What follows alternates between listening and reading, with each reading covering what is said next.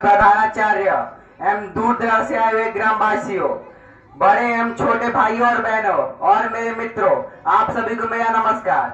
मैं आर्यन कक्षा 8वीं का छात्र हूँ। मुझे यह बताते हुए बहुत ही खुशी हो रही है कि भारत आज अपना 75वां गणतंत्र दिवस मनाने जा रहा है। भारतीय नागरिकों के लिए यह दिन बहुत ही खास होता है। सबसे पहले आप सभी को गणतंत्र दिवस की हार्दिक शुभकामनाएं। कि देश सलामी इस तिरंगे को जिसमें तेरी शान है, कि देश सलामी इस तिरंगे को जिसमें तेरी शान है, फहराना हमेशा ऊंचा इसको जब तक तुम में जान है, जब तक तुम में जान है। कि मित्रों, 26 जनवरी 1950 को हम लोग हर साल गणतंत्र दिवस मनाते हैं, क्योंकि इस दिन भारत को गणतंत्र देश के रूप में घोषित किया गया था और बड़े लंबे संघर्षों के बाद भारत में अपना संविधान लागू हुआ था। कि याद करो जलियांवाला, जब मौसम मातम खोर हुआ, इनकलाब के नारों से बलिदान का शोर हुआ।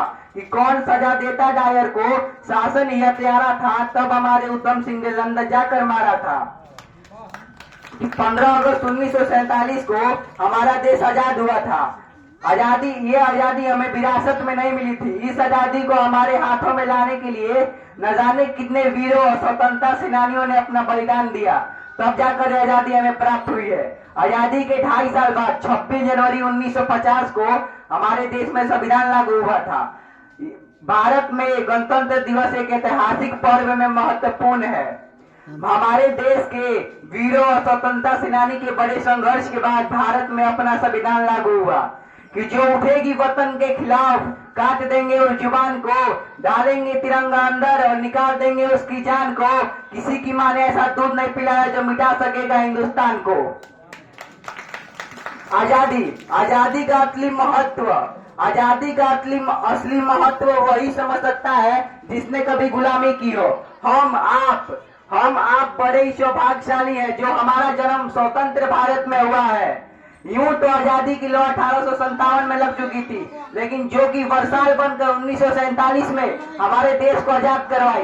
प्राचीन, मध्यकालीन और वर्तमान उदाहरण में स्पष्ट करना चाहता हूं कि जब फिरंगियों के फेरे में फंस गए थे हम, तब रंग दे बसंती चोला की एक आवाज पर टोले के टोले उमड़ाते थे और उनके वंदे मातरम की शोर से कुल में आने वाला 5 डिग्री का तूफान अंग्रेजी शासकों के जड़ों में उफान ला देता था। लोग मर जाते थे, मिट जाते थे, फांसी चढ़ जाते थे, क्योंकि वह उस समय अपनी देशभक्ति साबित कर रहे होते थे, क्योंकि वह उस समय की देशभक्ति की कसौटी थी। उसके बाद 61, 62, 65, 71 के युद्ध में अपना सुहाग गवा देने वाली औरतें कहा करती थी कि प्यार भी भरपूर गया, मांग का सिंदूर गया। कि प्यार भी भरपूर गया, मांग का सिंदूर गया। छोटे नन्हारों की लंगोटियां चली गई, छोटी छोटी बेटियों की चोटियां चली गई, बाप की कमाई गई, भाई की पढ़ाई गई। ऐसा एक विस्फोट हुआ कि पूरे जिस्म की बोटियां चली गई। आपके लिए तो एक आदमी मरा है साहब, मेरे घर की तो रोटियां ही चली गई, रोटियां ही चली गई। वाले हालात पैदा हो जाने के बावजूद, कैसे भी हालात पैदा हो जाने के बावजूद, जब एक माँ अपने बेटे को सरहद पर दुश्मन की धज्जियां उड़ाने के लिए भेजती थी, तो यह खत लिखकर भेजती थी कि मेरे पुत्र तनिक न घबराना, 1 इंच भी पीछे मत हटना, चाहे इंच कट जाना, चाहे इंच कट जाना। इस तरह पूरा परिवार अपनी देशभक्ति साबित कर रहा होता था। देश उस समय बलिदान मांगता था, देश उस समय मर जाने को कहता था, देश उस समय मिट जाने को कहता था। लेकिन आज देश बलिदान नहीं मांगता, आज देश मर जाने को नहीं कहता, आज देश फांसी चढ़ जाने को नहीं कहता।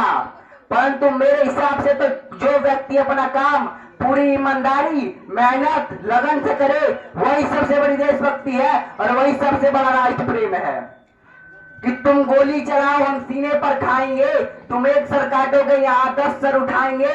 ये भारत माता की मिट्टी है साहब, यहाँ हर घर से भगत सिंह निकल कर आएंगे।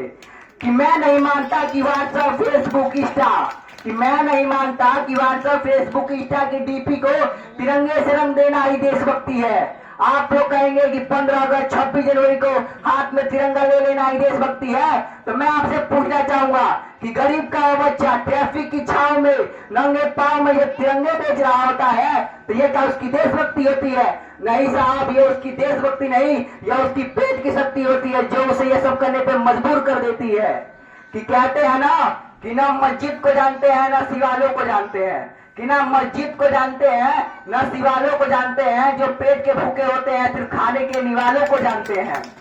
कि हम लोग एक ऐसे समाज में रहते हैं जहाँ पत्थर की मूर्ति को चढ़ते हैं 56 भोग, कि जहाँ पत्थर की मूर्ति को चढ़ते हैं 56 भोग, और हर रात नंगे तड़पते सो जाते हैं लोग, हर रात नंगे तड़पते सो जाते हैं लोग। मजदूर को मजदूर समझिए, मजबूर नहीं। गरीब को दान दीजिए, गरीब को काम दीजिए, दान नहीं। और अगर दान देने के इतने इच्छुक है तो रक्त दान दीजिए, और मरने से पहले अंत दान दीजिए, और किसी मरते हुए को जीवन दान दीजिए। यही सबसे बड़ी देशभक्ति है और यही सबसे बड़ा राष्ट्र प्रेम है। हमारा राष्ट्र निर्माण तब तक संभव नहीं हो सकता जब तक हम महिलाओं की पूजा नहीं, उनकी इज्जत करेंगे। हमारा राष्ट्र निर्माण तब तक संभव नहीं हो सकता जब तक हम जाति आरक्षण के पीछे नहीं, हम जब तक सामाजिक आरक्षण के पीछे नहीं भागेंगे। हमारा राष्ट्र निर्माण तब तक संभव नहीं हो पाएगा जब तक एक गरीब का बच्चा सरकारी स्कूल में भोजन के लिए नहीं, ज्ञान के लिए जिस दिन सरकारी स्कूल के चौखट पर पैर रखेगा उस दिन हमारा राष्ट्र निर्माण संभव होगा, उस दिन हमारा राष्ट्र निर्माण संभव होगा। जब तक एक व्यक्ति नैतिक रूप से सटीक, चारित्रिक रूप से भ्रष्ट, मानसिक रूप से दिवाला, धार्मिक रूप से अंधा और राजनीतिक रूप से गंदा, जो अखंड भारत को खंड खंड करता रहेगा, तब तक हमारा राष्ट्र निर्माण संभव नहीं होगा, जब तक हमारा राष्ट्र निर्माण संभव नहीं होगा। इस आजादी को पाने के लिए हमारे वीरों ने अपनी जान गंवा दी, अपनी जान लुटा दी, बदले में दे दी हमको ये पावन आजादी। ये आजादी उतनी सस्ती है ये जितनी हम लोग समझ रहे हैं, बड़ी महंगी है आजादी, बड़ी महंगी। देशभक्ति को कुछ लोग अपने हिसाब से ढाले हुए हैं, उनके हिसाब से प्रत्येक व्यक्ति को एक दूसरे की मार काट करनी चाहिए। क्या यही देशभक्ति है कि हम अपने भाइयों का खून बहाए? कि नफरत बुरी है, न पालो इसे, दिल में अचकल है निकालो इसे, न इसका न उसका, न तेरा न मेरा, वतन सबका है संभालो इसे। आजादी हमारे हाथों में लाने के लिए न जाने कितने वीरों और स्वतंत्रता सेनानियों ने अपना बलिदान दिया, तब जाकर आजादी हमें प्राप्त हुई है। अभी भी किसी के मन में यही भावना रहती है। किसी को लगता है कि हिंदू खतरे में है तो किसी को लगता है मुस्लिम खतरे में है, कि किसी को लगता है कि मुसलमान खतरे में है तो किसी को लगता है हिंदू खतरे में है। धर्म का चश्मा हटा के देखो, पता चलेगा हिंदुस्तान खतरे में है।